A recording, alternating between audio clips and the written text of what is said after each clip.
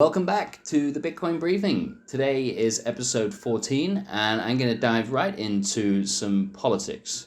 So by now, you probably heard of the Truckers for Freedom convoy that's making its way across Canada, from all over Canada, and is now protesting in the capital, Ottawa.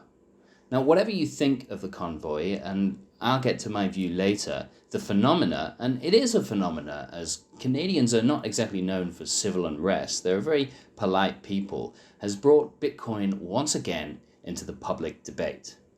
Supporters of the truckers have raised $8 million on the platform GoFundMe, and at the request of the government, most likely Trudeau or one of his civil servants, the platform has blocked the release of the funds to the protests on the grounds that it is a terrorist organization.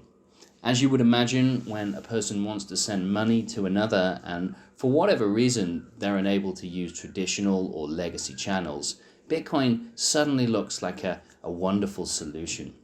Now, every time a government and their bureaucrats overstep themselves and stand in the way of free expression and free exchange, it almost always has the unintended consequence of advertising Bitcoin's unique properties. Properties which not only allow an individual to protect their hard-earned labor in an asset that can't be debased and inflated away, the state essentially stealing over time the wealth of their people, properties that to a degree level the playing field of power. Bitcoin, not only being the hardest money on earth, is a protective insurance policy for individuals against the more powerful telling them what they can and can't do with their money. In essence, Bitcoin is censorship resistant. Now, we Bitcoiners, of course, already know this, but it takes incidents like the GoFundMe scandal, among many, many others, to sweep more people into our community. Now, in the case of GoFundMe, the platform at first said they were going to redistribute the funds to charitable causes.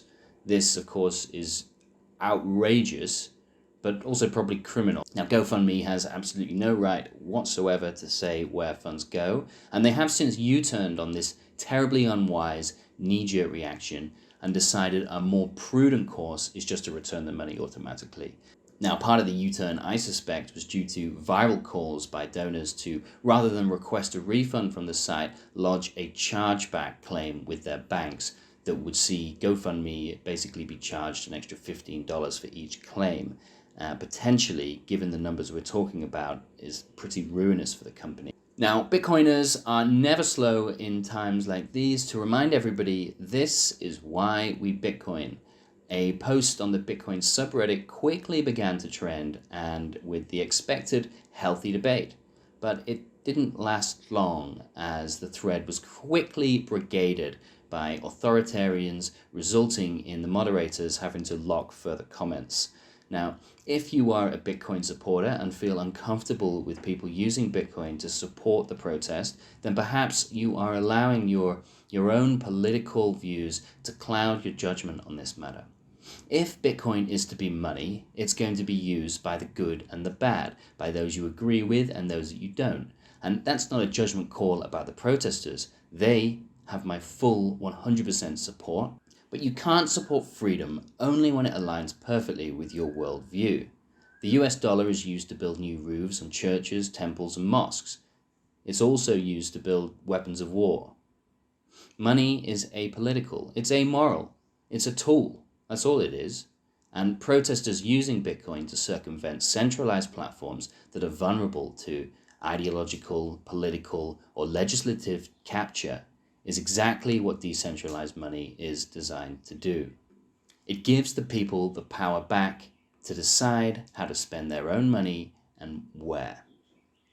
Now, my views on the truckers' protest is a strong one, and if you are particularly sensitive to opinions that differ from your own, you're a little thin-skinned, then it might be wise to turn off now, because I'm not going to hold back, and I would rather die than apologize for something that I'm not sorry for.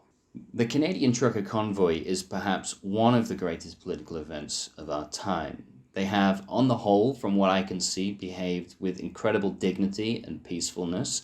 Yes, there was a Nazi and Confederate flag pictured one, and it's been photographed and nobody's ever been able to identify these people, and allow Trudeau to call them a fringe group of racists. Now, this kind of rhetoric, it works especially well with well-meaning yet low-information consumers of corporate news. It catches and it shapes the narrative, and for those who are just looking at headlines, you may well just dismiss these people as a bunch of racists, and it's complete nonsense. This protest is about one thing and one thing alone: vaccine mandates. Mandates, not vaccines, not anti-vaxxers, they're anti-mandates. It has nothing, absolutely nothing to do with race, and we all by now should be pretty immune to these tactics, often used by, well, it's not fair to call them the left, but the authoritarian left, who, when they run out of arguments, bring out the big guns. Phrases like racist, sexist, and all of the other phobes. It's designed to shut conversation down. It's not only intellectually disingenuous, it's disinformation. But it seems to work. Look at the over 70 episodes, maybe 100 episodes now, of Joe Rogan's podcast being pulled off Spotify. If you were to speak to the average Twitter user, they would say those were the episodes that he used the N-word. And for anybody that's watched Joe Rogan's show, this is, of course, completely not true. There were perhaps a couple of episodes where he was discussing the context of the word. You know, for instance, in some songs, Kanye West uses the word a lot, and it was being discussed about how the word is used in culture. He was not using it as a pejorative against an individual or a group. We all should know this. And yet, in the minds of many, they hear one reason why an episode was pulled and map that to all of the other episodes without looking into it further. Now, while the rest of the world is removing restrictions on their people, Trudeau's Canada is doubling down. In the UK, where I'm from, although I haven't been there in years, all restrictions have thankfully started to lift. In Canada right now, you cannot leave the country without being vaccinated. In some parts of the country, a citizen can't walk into the grocery store without a vaccine. I believe this is beyond reprehensible in any circumstances. But in this case, it's not only reprehensible, but it's also extreme stupidity. The social argument for vaccine mandates doesn't stand up to the slightest logical scrutiny at all, given especially that having the vaccine has no bearing on your ability to catch or transmit the virus. Vaccine passport-only events were never ever going to work. Instead, they just create a false sense of security that's almost certain to result in people catching the disease. The ineffectiveness of the vaccine to do pretty much anything else except lower your own risk of serious reaction to the virus means it is 100% an individual issue, for each to decide for themselves whether COVID presents a large enough risk for you to have the vaccine. Now, I am certainly not by any means an anti-vaxxer, but I have decided that I'm not going to have these jabs. And as a healthy 33-year-old, I personally feel COVID is pretty low down on my list of concerns. Most of the time, I'm stupidly, I'll add, riding my motorbike without a helmet, which I know is pretty dumb. But if we are to be rational about this, driving on a Thai highway at high speeds in shorts, flip-flops and no helmet is incomparably more dangerous than catching SARS COVID-19 for myself. And before you say, yes, I will try and start wearing my helmet. Now, I have watched the authorities flip-flop and yo-yo so much over the last 2 years, from the World Health Organization at first claiming the virus cannot be transmitted between humans, to Fauci telling us masks don't work, to a year later recommending people wear 3. The lab leak theory was at first considered to be racist misinformation. Now it's discussed in corporate news all the time as a real possibility. We were told that if only everybody had the jab, the pandemic would end. Well, then it became 2, and then 3, and in some countries 4. Yes, as I've said, the data suggests it's lowering deaths, and that's a wonderful thing. But we only have to look at Israel, Ireland, Gibraltar, and many other countries to see that in even completely vaccinated nations, cases are still rising. Israel has given most of the people in their country 4 jabs, and they have recorded a few days ago the largest daily deaths and cases. What's going on? Science, with a capital S, is spoken about now as a substitute for settled truth. Since when have scientists ever agreed on anything? Have people forgotten that we've always had different schools of thoughts and intense debate on almost every issue in science?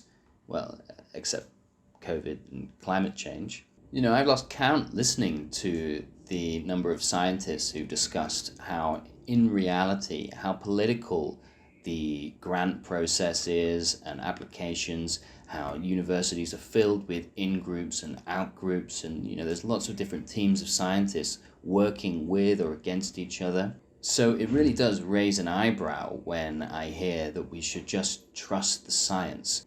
It's starting to sound an awful lot like some kind of cult or a religion. And to me, with the experts fulfilling the role of kind of high priests of this cult, the fact that the pharmaceutical companies have legal immunity should also be pause for thought to many of you. And to those of you who advocate coercion or state enforcement or vaccine mandates, I would ask, are you going to pay my medical bills or anybody else if there's a complication? I didn't think so. We have, I feel, in the large part, allowed fear to get the best of us. Joe Rogan is a perfect example and is facing intense pressure, and I believe the only thing he's really done wrong is create an apology video saying he would offer more balance. Well, Joe, I don't want more balance. I want you to keep talking to interesting people, regardless of their opinions or where they sit in perspective to the ministry of truth. And to the people who say his guests are spreading misinformation, well, I want to hear that information, and you have no right to tell me what I should do, what I shouldn't listen to or read. The internet is full of people discussing cancer-fighting diets, Eastern medicine, homeopathy. Should they be banned? There has been way too much ministry of truth with COVID, and nowhere near enough perspective or discourse or hearing all sides of the debate. It's the tip of the iceberg, though, really. Every morning, we all wake up to another comedian or talk show host who is being cancelled or lambasted by the corporate press for a joke or a tasteless comment. We are running headfirst into a culture where people's feelings are more important than freedom.